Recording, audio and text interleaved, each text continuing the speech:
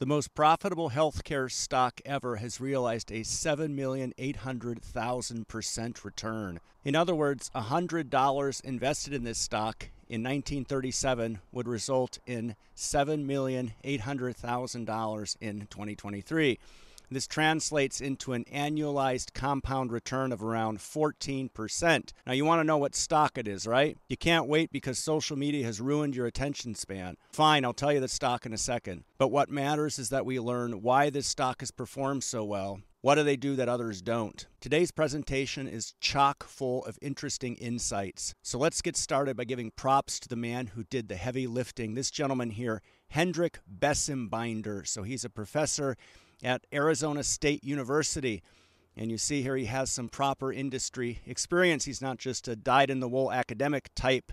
Some of the firms there that he consults for are quite notable. Of course, the SEC, Department of Treasury, ProShares, Bailey Gifford, great outfit. So he did this piece on which U.S. stocks generated the highest long-term return. So it's a proper paper.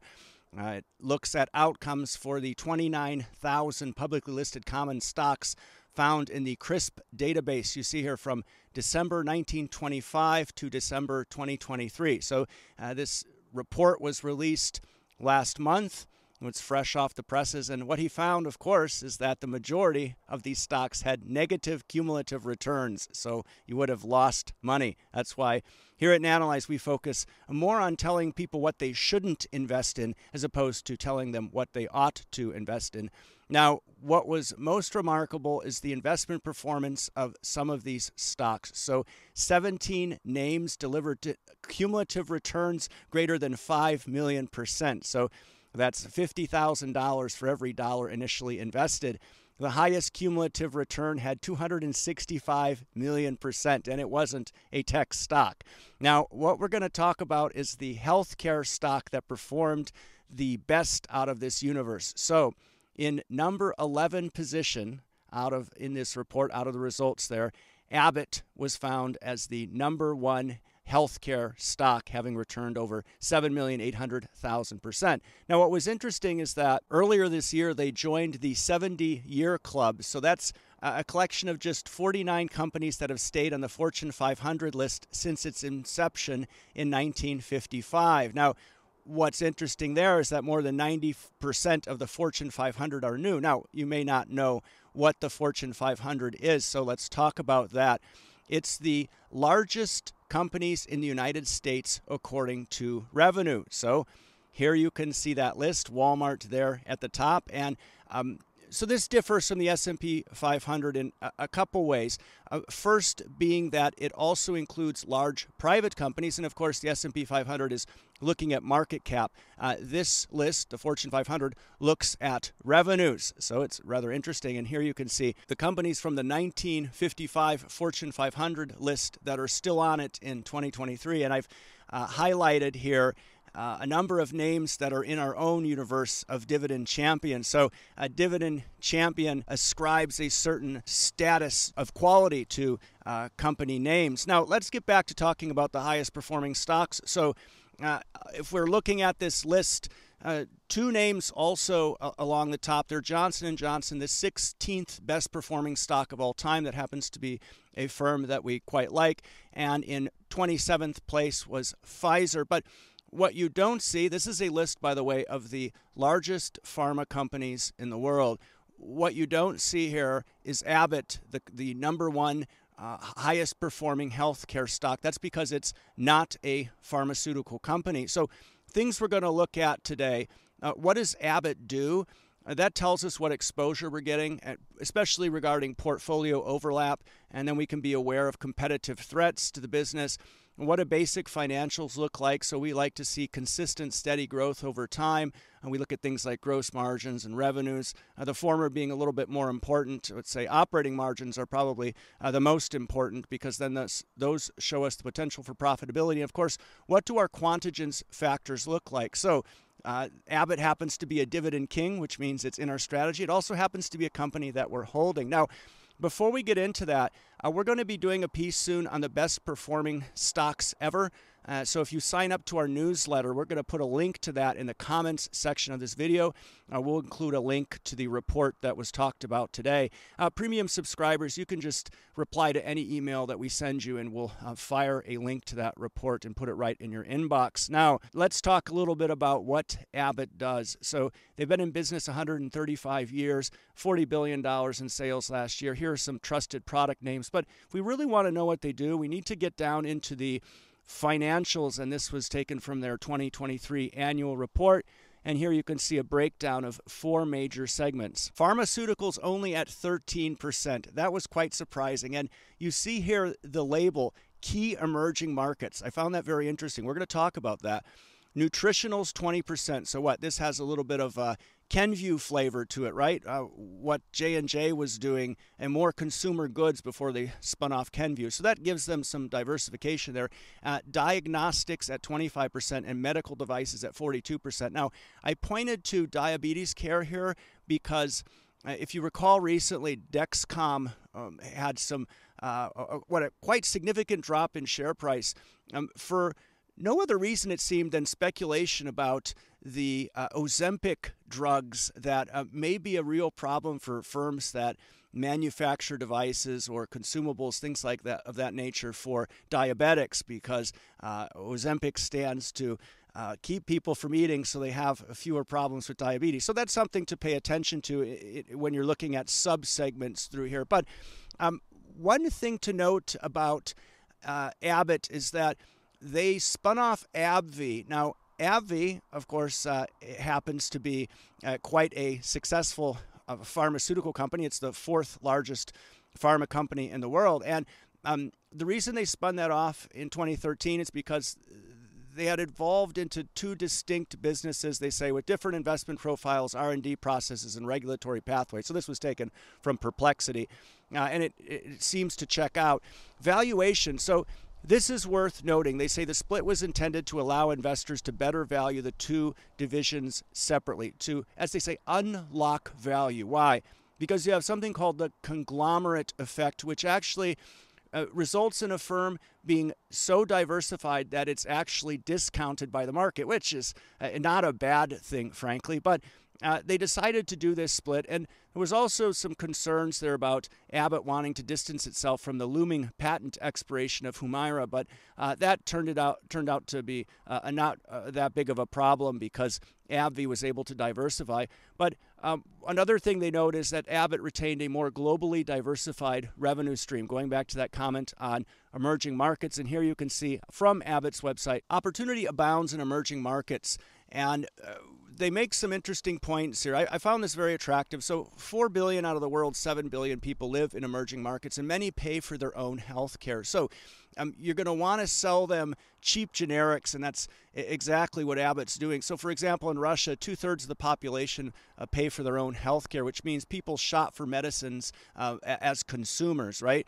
So Abbott's strategy centers around branded generics, off-patent medicines marketed under a particular brand name, and they employ this business model. They say globally powered but locally driven. So they're able to enjoy economies of scale while having the expertise to operate at the local level with regulators and such.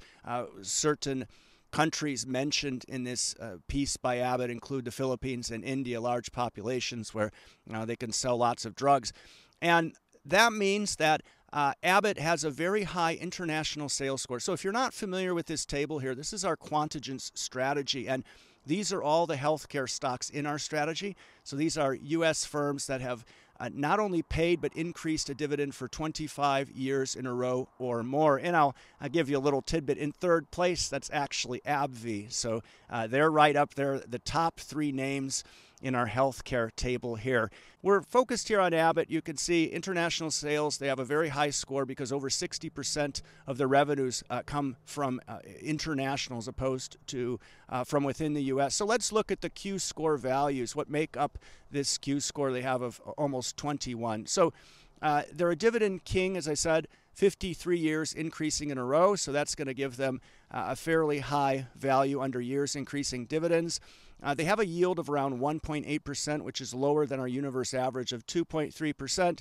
But what you have to like there is the fact that that dividend is growing, over 12%, over a compound annual growth rate of 12% over the past 5 years and 12.5% over the past 10 years. Along the bottom there, you can see that growth. So it isn't overly consistent. You see how it had a bit of a spurt there in 2018, 14%, 13%, 25%, and it goes back down to 4, then 9. So not overly consistent, but what lets them increase that, even if earnings per share aren't increasing, is their payout ratio is it's slightly above our universe average of 62%. So it's at 65%. So they have some buffer there to keep increasing that dividend, even if earnings per share aren't increasing.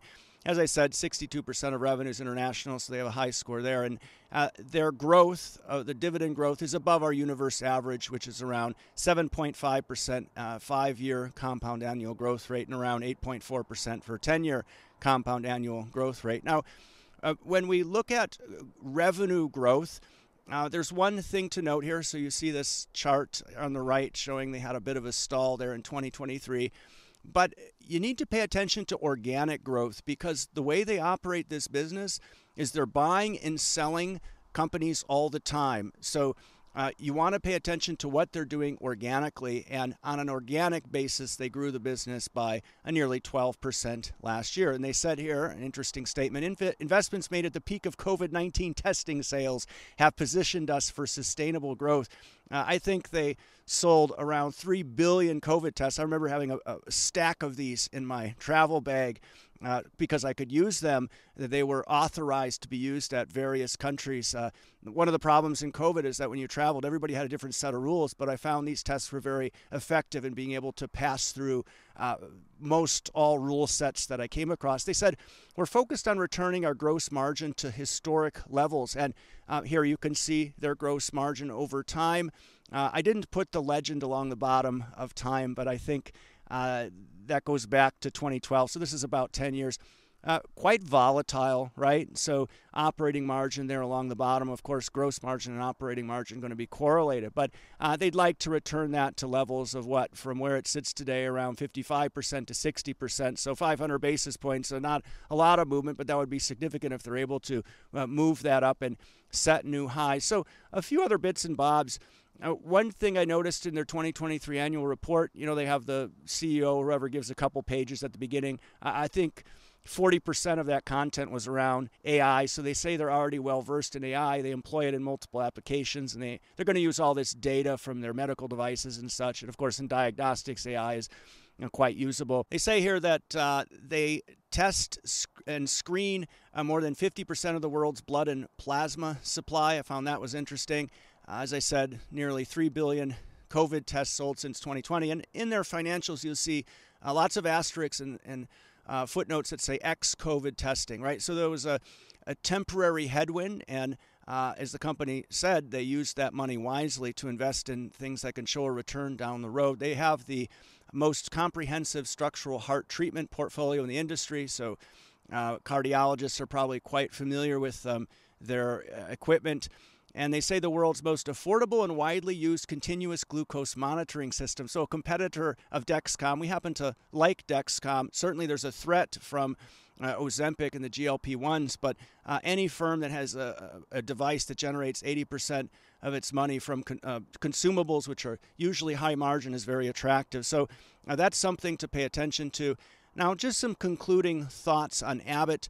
Healthcare isn't going anywhere. So we did a piece not too long ago on J&J, and if we had to pick one stock, it would be a healthcare stock, and probably would be J&J just based on our Q-score selection system. Now, Abbott has shown that they can change with the times, and that means that they're always shuffling around businesses. So pay attention to their organic growth, because that's a good indicator of how well they're executing. Fairly diversified divisions. I particularly like the emerging market pharma appeal, even though it's around 15%, and nutritionals, and give it a little bit of consumer staples element. And diabetes division, let's keep an eye on that for reasons that I mentioned earlier, the whole Dexcom concerns. But what's great about this firm is that you can just set it and forget it, as we do with our entire 30 stock dividend growth investment strategy. And some banter from the gentleman who put that report together, Mr. Bessenbinder.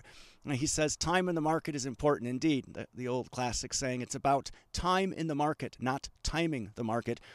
Really high returns do not persist. This is an interesting comment. In other words, he found that if you really wanted to see high performance over time, you had to let the market do its magic. So sure, you have the NVIDIAs, right, that accelerate very quickly, but over long periods of time, he says here, the best performers at longer horizons have more modest annualized returns than the best performers at shorter horizons. Again, it's about time in the market.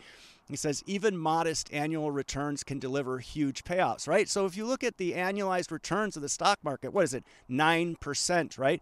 Just hitting 14% realizes a massive return over the stock market, right? So he says here, over time, a tiny minority of stocks are responsible for most of the wealth created by the market. Now, trying to find those is rather difficult, but in this coming piece, we're going to show you that if you're investing in champions, then it's most likely you might be hitting some of the most highest performing stocks in the market. So our strategy happens to work quite well. But I'm going to leave you with this video here that we did on J&J. It's quite interesting. It's worth a watch. Please make sure to sign up to our newsletter in the comments section. Thanks so much for taking the time to watch this today.